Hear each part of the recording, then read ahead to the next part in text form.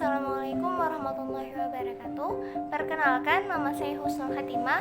Saya mahasiswi Universitas UIN Araniri, Banda Aceh, Fakultas Sains dan Teknologi, Prodi Biologi. Saya akan mereview sebuah jurnal dengan judul River Continuum Concept.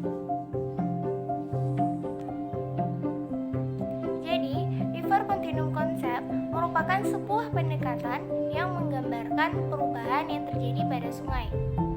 Perubahan yang terjadi yaitu kondisi fisik dan komunitas yang ada di dalamnya. Fungsi air di bumi.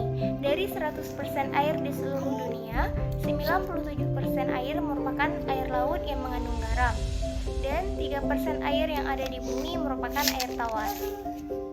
10% air tawar merupakan lapisan es dan glacier. 20% air tanah, hanya 1% yang dapat dimanfaatkan. 1% air di permukaan bumi, 52%-nya berada di danau, dan di sungai 1%, 8% di atmosfer. Dari 3% air tawar yang ada di bumi, hanya sekitar 1% yang dapat dimanfaatkan oleh manusia. Sungai merupakan jaringan alur-alur yang terjadi pada permukaan bumi yang terbentuk secara alamiah, mulai dari bentuk kecil di bagian hulu dan bentuk besar di bagian hilir. Siklus terjadinya sungai yaitu air hujan yang jatuh ke bumi, sebagian kecil menguap dan sebagian besarnya mengalir membentuk sebuah alur kecil. Kemudian seterusnya alur kecil itu membentuk alur sedang, kemudian mengumpul menjadi suatu alur yang besar atau utama, sehingga sungai itu dapat dikatakan berfungsi sebagai penampungan curah hujan dan mengalirkannya ke laut. Sungai terbagi menjadi 3 berdasarkan jumlah airnya. Yang pertama ada sungai permanen, yang kedua ada sungai periodik, yang ketiga ada sungai episodik. Permanen yaitu sungai yang debit airnya sepanjang tahun relatif tetap. Contohnya Sungai Musi, Sungai Mahakam, dan Sungai Kapuas.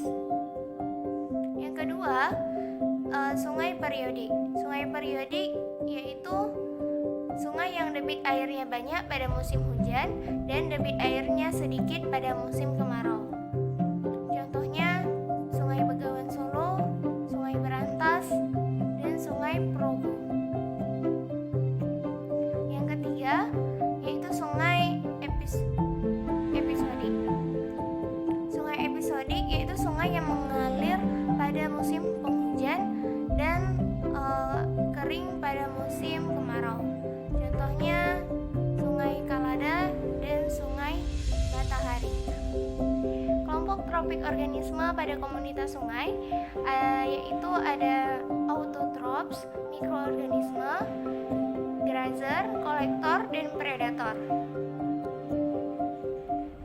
Kelompok dari autotrophs yaitu makropita, alga penempel atau perifitoin, dan plankton.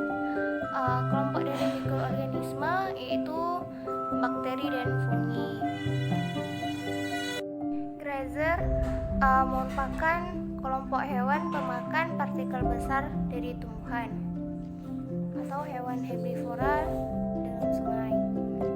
Kolektor merupakan mekanisme pengumpul untuk menyaring dan menangkap bahan organik ukuran partikel 0,5 dan 50 mikrometer. Predator adalah hewan yang memangsa hewan yang lainnya.